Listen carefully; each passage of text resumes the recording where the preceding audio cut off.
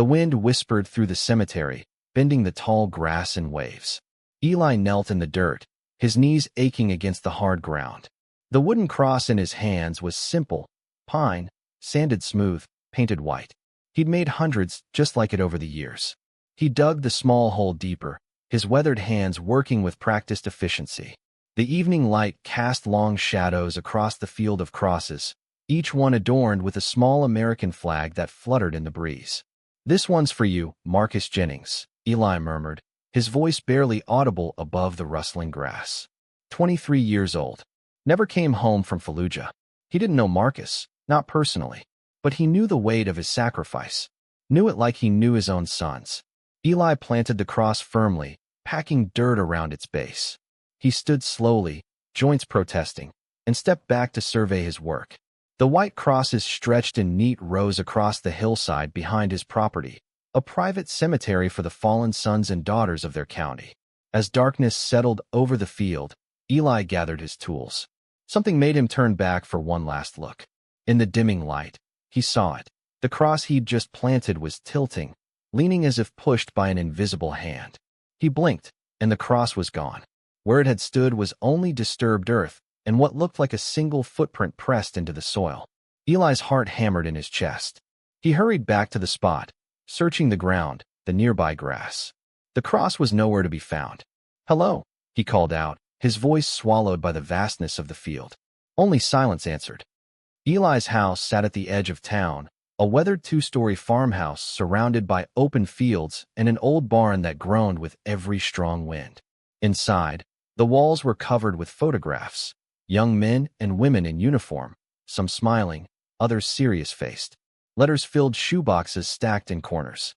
Medals hung in simple frames.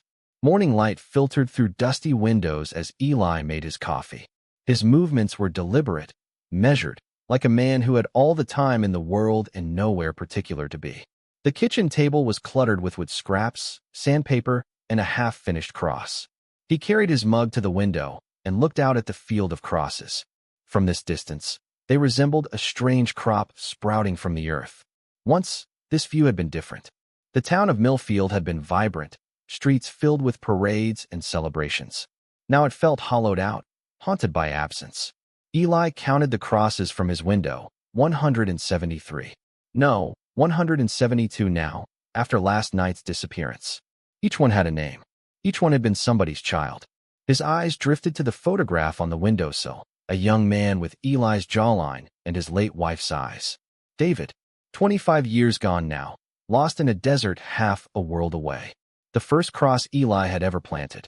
Later that afternoon, Eli worked in his workshop, carefully carving a new cross to replace the missing one. His hands moved with muscle memory, shaping the wood with gentle precision. He would replant it tonight, speak Marcus Jennings' name again into the evening air. As dusk approached, Eli walked the path to the field, new cross in hand. The fading light painted the white markers in shades of gold and amber. He found the empty spot and knelt once more, digging into the soft earth. "Eli," the voice startled him. He turned to find a young woman standing a few yards away. She wore military fatigues, her hair pulled back in a tight bun. Something about her stance, the way she held herself, marked her instantly as a soldier. "Can I help you?" Eli asked, rising to his feet. "I'm Clara Winters." She approached, hand extended. Her grip was firm when they shook. "I've been looking for you." Eli noticed she held an envelope in her other hand, creased from being folded and unfolded many times. "I'm looking for the family of Jake Thornton," she said. "I was told you might know them." Eli's brow furrowed. Jake Thornton. The name was familiar. He glanced down at the cross in his hand, the one he'd just finished carving. "That's strange. I was just about to plant this for a Marcus Jennings." "Jake was my squad leader in Afghanistan," Clara continued. "He died saving 3 of us during an ambush. I promised myself I'd find his family someday, tell them what he did." She held up the envelope. "And return this." Eli gestured toward his house. "Come inside. I keep records." As they walked, Clara looked out over the field of crosses. "Did you make all these?" "Every one," Eli nodded. "For every soldier from this county who never came home. That's quite a commitment. Somebody needs to remember them." Inside, Eli pulled out a thick ledger book from a shelf. He flipped through pages of handwritten names, dates, and notes. Thornton, Jake, he read aloud. Marine Corps. Killed in Helmand Province, 2010. He looked up at Clara. No family left. Parents deceased. No siblings. Clara's face fell. No one. That's why his cross is here, Eli explained. For those with no one left to remember them. Clara sat heavily in a kitchen chair. I've been carrying this letter for years, hoping to deliver it personally. She placed the envelope on the table. He wrote it the night before he died, like he knew what was coming. Eli studied her face, the determined set of her jaw, the shadows under her eyes. You've come a long way to deliver a letter to no one. Not no one, she said quietly. Someone should know who he was. Eli nodded, understanding. Something else, Clara said, hesitating. Something strange has been happening. I've been having dreams, about Jake, about other soldiers. They speak to me, like they're trying to tell me something. She laughed nervously. Sounds crazy, I know. What do they say? Eli asked, his voice steady. That's just it. I can never quite hear them. It's like whispers carried on wind. She looked directly at him. Last night, I dreamed of this place. These crosses. One was walking away. Eli felt a chill run through him. One cross disappeared last night. Clara's eyes widened. You believe me? I believe there are things we don't understand, Eli said carefully. Things that happen when lives are cut short, when stories don't get their proper endings. They sat in silence for a moment, the weight of unsaid things hanging between them. Will you help me? Clara finally asked. Help me understand what's happening? Why I was led here? Eli looked out the window at the darkening field of crosses. One was missing. Perhaps more would follow. Yes, he said. I think I will. The next morning, Eli and Clara drove through town in his old pickup truck. The streets were quiet, storefronts empty. Millfield had been dying slowly for years, hemorrhaging its youth to bigger cities and foreign wars. We'll start with the Hendersons, Eli said.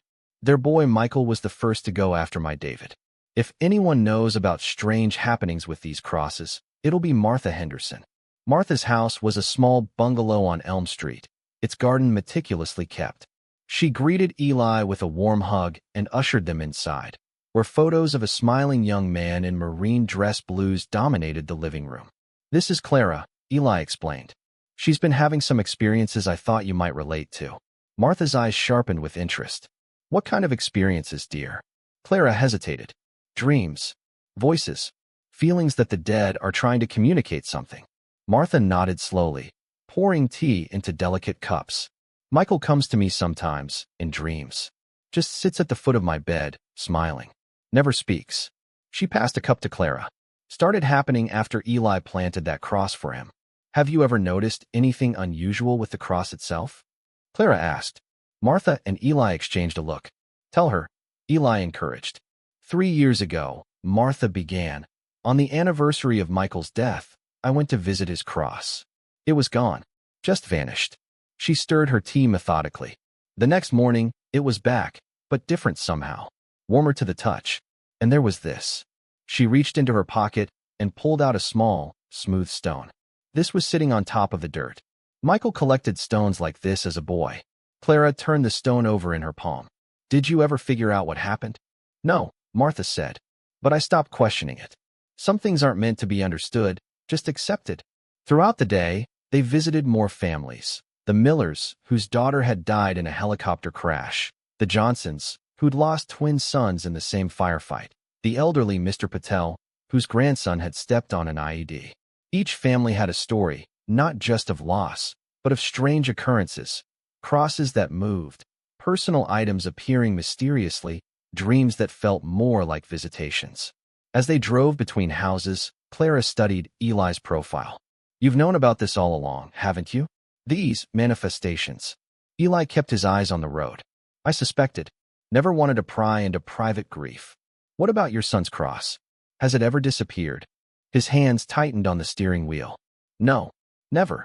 I'm sorry, Clara said quickly. I shouldn't have asked. It's a fair question. Eli's voice was flat. David's cross has never moved. Never changed. Sometimes I think that's worse. That evening, they sat on Eli's porch, watching darkness settle over the field of crosses. Clara had spread out photographs, letters, and mementos collected from their visits, pieces of lives interrupted. They're all connected somehow, she said. These families, these soldiers, these crosses. And now us. Eli nodded, his face half hidden in shadow. The question is why now? Why are the crosses moving now? Clara looked at him. How long have you been doing this? Planting crosses? 25 years. Since David didn't come home. And in all that time, you've never planted one for yourself? For your own grief? Eli stood abruptly. It's getting late. Inside the house, Eli pulled down an old trunk from the attic. Dust billowed as he opened it, revealing stacks of letters, dog-eared paperbacks, and a folded uniform. David's things, he explained. Haven't looked through them in years. They sat on the floor, carefully examining each item. Letters from boot camp. A paperback copy of The Old Man and the Sea, with passages underlined. A high school baseball cap. At the bottom of the trunk, Eli found a notebook he didn't recognize, leather-bound, the pages yellowed with age. This isn't David's, he murmured, opening it. The handwriting inside was unfamiliar. The first page read, Property of Jake Thornton. Clara gasped. Jake's journal? How is that possible? Eli flipped through the pages. Entries about training, deployment, fears written in the dark of night. And then, tucked between pages, a letter addressed simply. To Clara. Clara's hands trembled as she took it. I don't understand. How could this be here? Read it, Eli urged softly. Clara unfolded the paper, her voice barely above a whisper as she read. Clara, if you're reading this, I'm gone. There are things I never said that need saying. You asked once what I was fighting for. I never gave you a real answer. Truth is, I was fighting for the chance to come home, to tell you I loved you from the first moment I saw you. Some debts can't be repaid in life. Maybe they can be in death. Find the crosses. They'll lead you home. Jake. Silence filled the room. Clara's tears fell onto the paper. He knew, she finally said. Somehow he knew I'd come here. Eli stared at the journal, mind racing. The crosses aren't just markers. They're connections. Doorways, maybe. Doorways to what? To unfinished business. Eli looked up at her, his eyes bright with realization. Each soldier who died, they left something undone. Words unspoken. Promises unkept. And the crosses are walking away because we haven't let them rest. We haven't finished their stories. Clara looked down at Jake's letter. So what do? We help them finish, Eli said simply. Over the next days, Eli and Clara returned to each family, sharing their theory. They collected stories, last wishes, unspoken words. Martha Henderson revealed her son had always wanted to climb Mount Rainier. The miller's daughter had dreamed of seeing the northern lights. Mr. Patel's grandson had been saving for a motorcycle he would never ride. Each night, they went to the field and spoke these unfulfilled dreams aloud at each cross. And each morning, they found subtle changes, crosses standing straighter, small objects appearing, a pebble from a mountain stream, a photograph of green lights dancing across a night sky, a motorcycle key. But some crosses remained unchanged, unmoved, including David's. You haven't told me about him, Clara said one evening as they sat in Eli's workshop. About your son. Eli's hands stilled on the wood he was sanding. What's to tell? He died. I lived. There's more to it than that. Eli was quiet for a long time. David and I fought before he deployed. Stupid argument about nothing important. I was angry he'd enlisted without telling me first. His voice grew rough. Last words I ever said to him were in anger. You never got to apologize, Clara said softly. Never got to tell him I was proud. Eli set down his tools. His cross doesn't move because I'm the unfinished business. I'm what's keeping him here.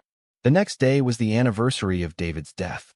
A storm was brewing, dark clouds gathering on the horizon as Eli and Clara walked to the field. Wind whipped the small flags attached to each cross. They stood before David's cross, the first one Eli had ever planted. Weather-beaten but solid, it stood exactly as it had for 25 years.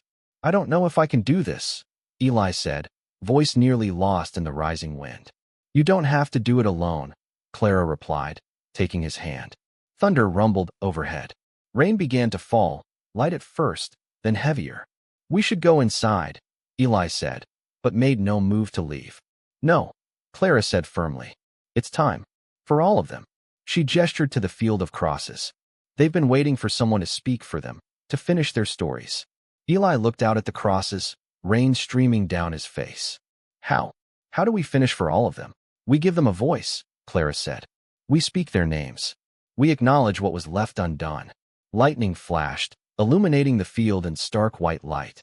In that brief moment, Eli thought he saw figures standing among the crosses, shadowy forms in military uniforms, watching, waiting.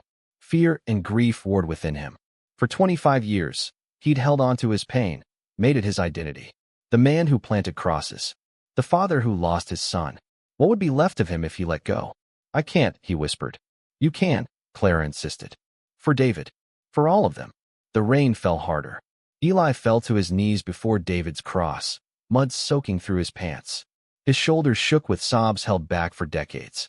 David, he began, his voice breaking. Son, I'm sorry. I'm so damn sorry. Words poured out of him then. Apologies, declarations of pride, stories he'd never told.